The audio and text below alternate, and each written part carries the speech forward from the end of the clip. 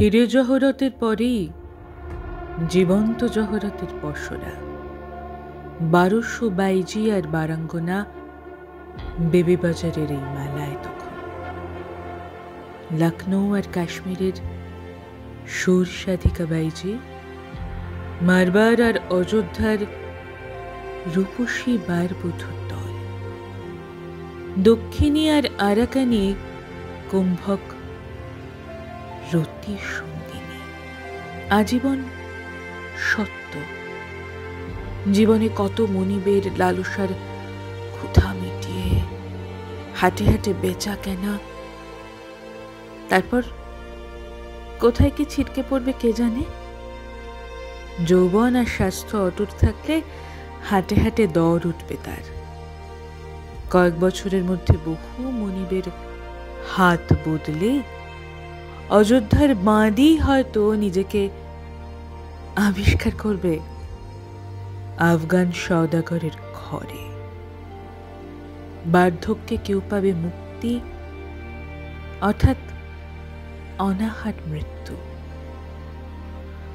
তবুও পাখির মতো উড়ে পালাতে ভয় পায় তারা, জানে পলাতকা বাঁধির একমাত্র দণ্ড দাস ব্যবসায়ীর কাফরি চরের হাতে মৃত্যু।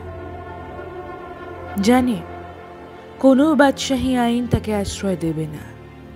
এসব কিছু জেনে কালো বোরখার রহস্যময়ী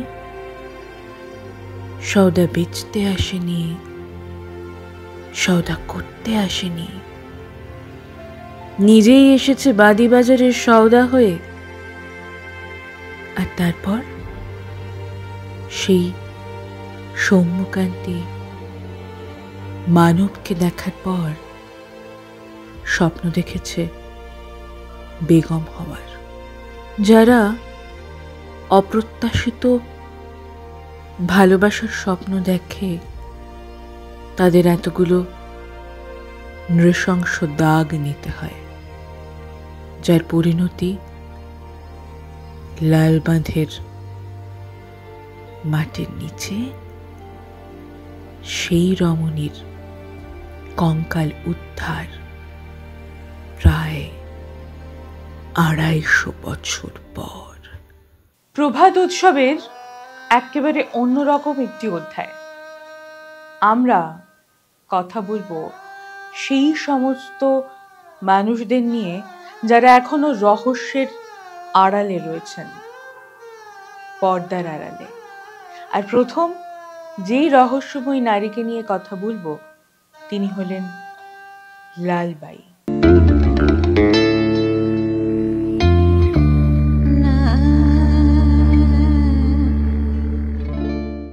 হাত গণনা করে জ্যোতিষী বলেছিলেন ভাগ্য সুপ্রসন্ন এবং বিবি বাজারে বিক্রি হতে এসেও হলেন না। কে তিনি?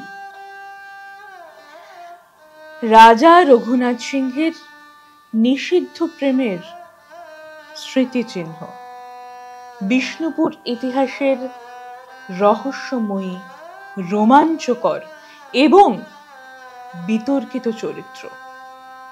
জানবো তার কথা। তবে তার আগে আমরা একটু বলি কেন এই অধ্যায়ের সূচনা। তার কারণ প্রভাত উৎসব শুধু গানে গল্পে নয়।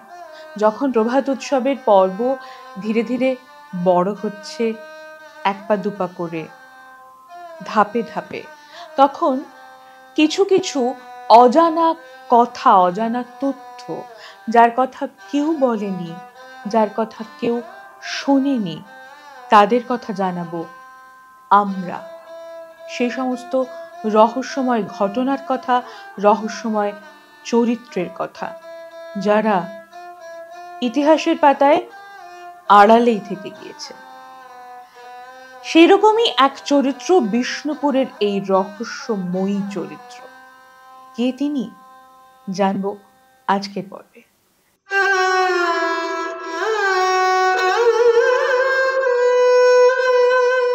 1896 খ্রিস্টাব্দ।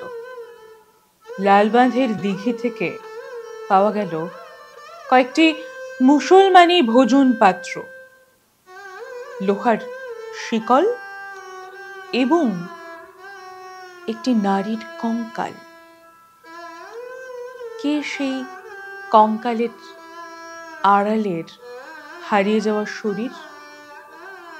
এখন শুধুই কি তার কঙ্কালটুকুই সম্বল, নাকি রয়েছে একটি রহস্যময়, যে কথা প্রথমেই বলেছি, এবং বিতর্কিত ইতিহাস?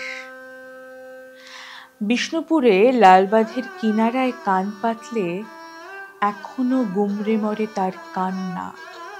রাজা রঘুনাথ সিংহের তানপুরার ছেঁড়া তারে সেই কান্নার ধ্বনি বাজতে থাকে। কে ছিলেন সেই নারী? বিষ্ণুপুরের নূরজাহান, লালবাই।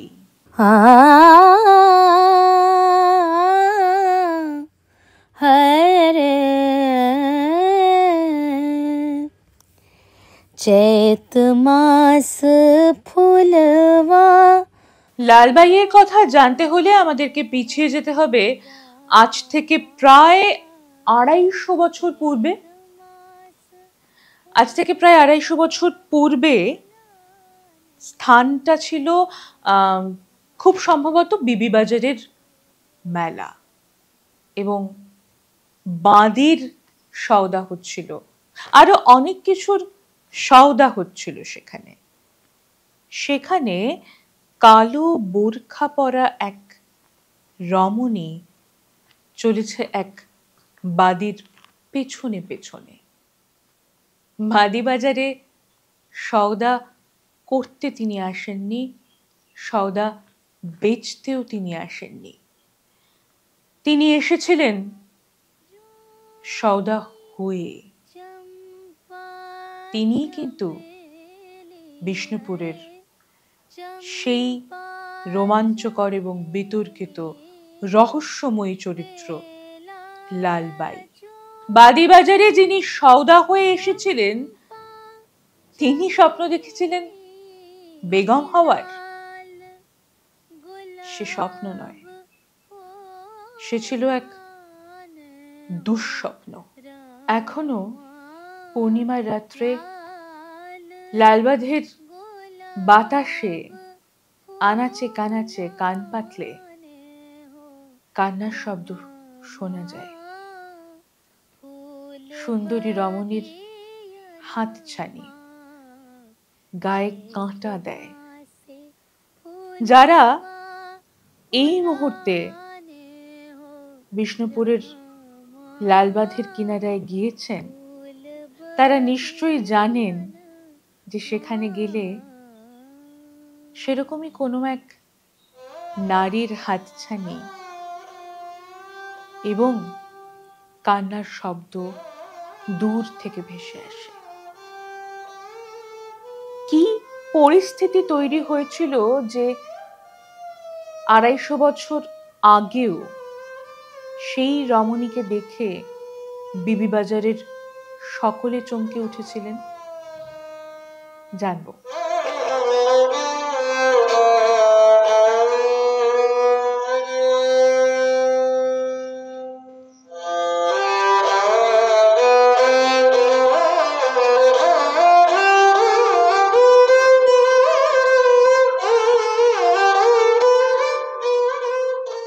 পূবে বেগম সাহেবের কবর থেকে পশ্চিমে মতিঝিল অব্দি সারি সারি তাঁবু, যেন মনে হচ্ছে সাদা গালিচা।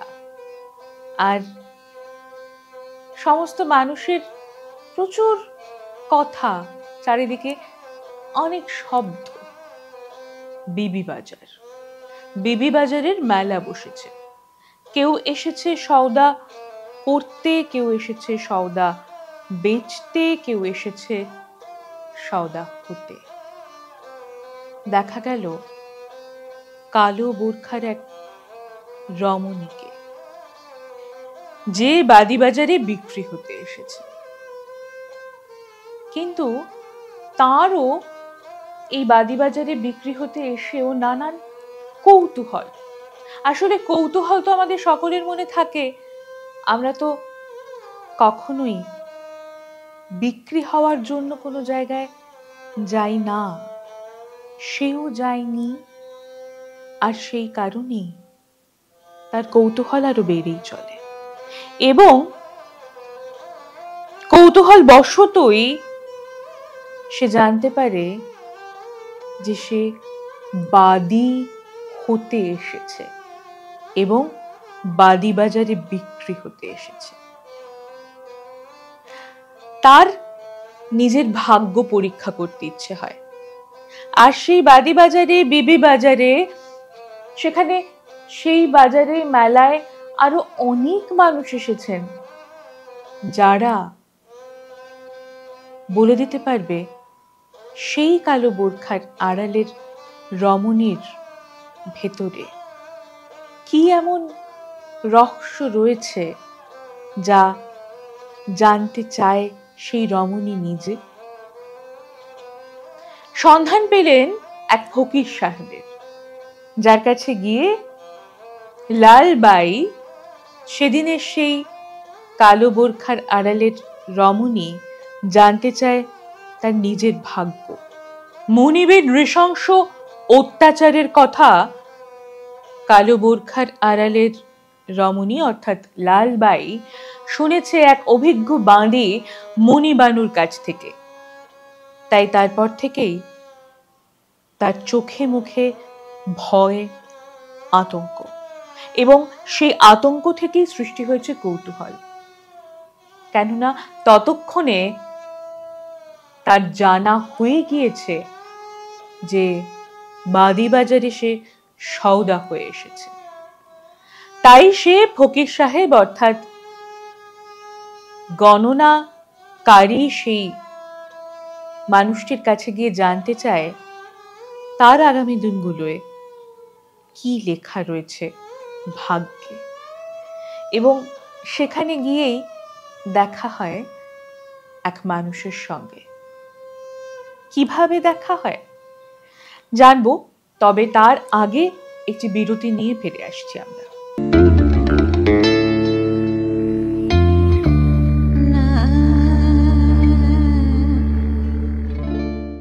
আধুনিক ও সাবেকি ডিজাইনের সোনা ও রূপোর অলংকার এবং গ্রহরত্নর ক্রয় বিক্রয়ের অন্যতম বিশ্বস্ত প্রতিষ্ঠান স্বর্ণকুঠি জুয়েলার্স। আপনার পুরনো সোনার পরিবর্তে নতুন হলমার্ক সোনার অলংকার ক্রয় বিক্রয়ের যোগাযোগের একমাত্র ঠিকানা Swarnakuthi jewellers, 125/B Bipin Bihari Ganguly street, Bowbazar, Kolkata 7,12,000। যোগাযোগের নম্বর 9831154755 এবং 9073318025।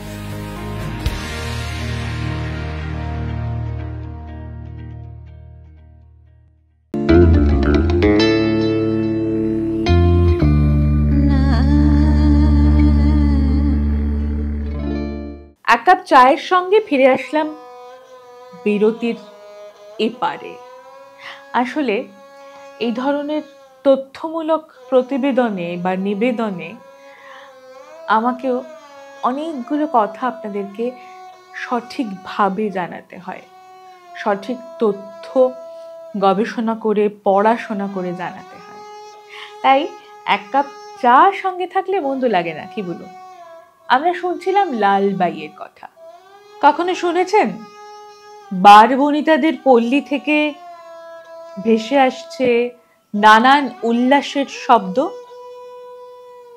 হয়তো শুনেছি আমরা, কিন্তু এভাবে এত গহীনে গভীরে শুনিনি। সেদিনের সেই 250 বছর পূর্বের লালবাই যখন সে কেবল এক যুবতী বারবনিতাদের পল্লীদের পাশ দিয়ে যাচ্ছে সেই গণনাকারীর কাছে, এবং যেতে গিয়ে তাদের পল্লীর সেই উল্লাস অদ্ভুতভাবেই আরো কৌতূহল সৃষ্টি করে তার মনে। এবং কালো বোরখার পর্দার আড়াল থেকে কিছুটা দেখতে পায় সে, এবং দেখতে পায় ঘুঙুর পায়ে কেউ নাচছে, কেউ হাসি ঠাট্টা করছে। অসম্ভব সাজসজ্জায় এবং গহনায় ভরা তাদের বাইরেটা, কিন্তু ভেতরটা হয়তো দগদগে ক্ষততে ভরা। আমরা কেউই জানি না তাদের জীবনে কিভাবে, কতটা প্রকটভাবে সেই ক্ষতগুলো জন্মায়। নैना मोरे नैना, नैना मोरे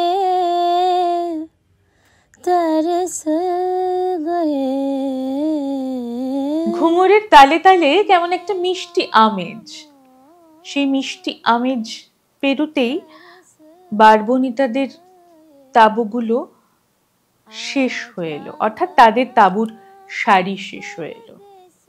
কিছুটা এগোতেই দেখা গেল একটি মন্দির, এবং মন্দিরের গা ঘেঁষে একটি গাছের নিচে বসে আছেন সেই মানুষটি। হ্যাঁ, ওই তো, তাকেই তো খুঁজছিলেন সেদিনের সেই কালো বোরখার আড়ালের যুবতী লালবাই। ফকির সাহেব বসেছিলেন, সামনে রাখা অজস্র পুঁথিপত্র, প্রচুর ভক্তের সমাগম সেখানে। কর্পূর জ্বলছে, প্রদীপ জ্বলছে।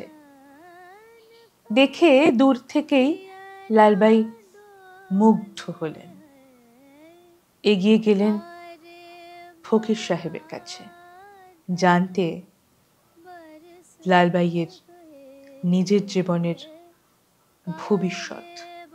লালবাই সেখানে নিজের জীবনের ভবিষ্যৎ জানতে গিয়ে চাক্ষুষ করলেন এমন একজন মানুষকে, যে তার নিজের ভাগ্য তিনি নিজেই রচনা করলেন। প্রায় বলা যেতেই পারে এই কথাটা। কার সঙ্গে দেখা হলো লালবাইয়ের? সেই মন্দিরের কাছে, গাছের নিচে, কর্পূর আর প্রদীপের সুগন্ধের মাঝে, আলোর মাঝে। বকের পালকের মতো সাদা ধবধবে একটি ঘোড়া উড়িয়ে নিয়ে কে যেন আসছে, চাবুকের মতো। প্রথমে ঘোড়ার খুরের শব্দে সকলে চমকে উঠেছিল, কিন্তু এখন সকলে চমকে উঠল আরোহীর দিকে তাকিয়ে। সৌম্যকান্তি চেহারা, দর্শনেই যেন তৃপ্ত হচ্ছে ওখানে অবস্থিত সকলে। এরকম একটি জায়গায়, বিবিবাজারে, কি সৌম্যকান্তি মানব? সকলের প্রশ্ন একটাই। এবং এই তো তিনি তো ধীরে ধীরে এগিয়ে আসছেন এইদিকেই। কালো বোরখার আড়াল থেকে এই কথাই ভাবছিলেন লালবাই। হ্যাঁ, মন্দিরের কাছে, ফকির সাহেবের কাছেই এসেছেন সেই সাদা ঘোড়ায় চড়া, সাদা ঘোড়ার আরোহী। তিনি আর কেউ নন, যার সঙ্গে ভবিষ্যতে এক অন্যতম রোমাঞ্চকর, রহস্যময় এবং বিতর্কিত অধ্যায় তৈরি করতে চলেছেন লালবাই স্বয়ং। তারই দেখা পেলেন সেদিন বিবিবাজারে, মন্দিরের কাছে, ফকির সাহেবের আস্তানায়। তিনি রাজা রঘুনাথ সিংহ। লালবাঁধের জলের উপর গাছের ছায়া, জ্যোৎস্নার আলো লুকোচুরি খেলছে, আর এখনো যেন হাতছানি দিয়ে ডাকছে কোনো এক অনিন্দ সুন্দরী, লালবাই। প্রায় 200 বছর লালবাঁধের কিনারার মাটিতে চাপা পড়েছিল তার কঙ্কাল। কিন্তু তার আত্মা ছিল সেই বিষ্ণুপুর এবং লালবাঁধের অঞ্চলকে ঘিরেই। তাই আজও বাতাসে কান পাতলে তানপুরার ছেঁড়া তাঁরের সঙ্গে সঙ্গে ঝঙ্কৃত হয় লালবাইয়ের কান্নার শব্দ। কি হয়েছিল রঘুনাথ সিংহের সঙ্গে এক চকিতের দেখায় বেগম হওয়ার স্বপ্ন থেকে মাটি চাপা পড়ে থাকা 200টা বছর এবং তার পূর্বের মাঝখানের এতগুলো বছর কিভাবে কেটেছিল লালবাইয়ের, জানবো পরের পর্বগুলোয়। এবং কথা দিলাম প্রভাত উৎসবে এখন থেকে প্রতি মাসের একটি করে পর্বে থাকবে এই ধরনের রহস্যময় ঘটনা, যা জানাবো আমরা আপনাদের, যা শুধুমাত্র ইতিহাসের পাতাতেই এতদিন চাপা পড়েছিল। ইতিহাসের বই নিয়ে আজকাল কজন পাতা উল্টে ইতিহাসের বইটা পড়েন জানি না, তবে আশা রাখবো আমাদের এই প্রতিবেদনগুলো আপনারা শুনবেন, পছন্দ করবেন। এখন এই মাসে আমাদের যে গল্পটি, যে ঘটনাটি আমরা জানাচ্ছি এবং শোনাচ্ছি, তা হলো একেবারেই বিষ্ণুপুরের লালবাইয়ের কাহিনী।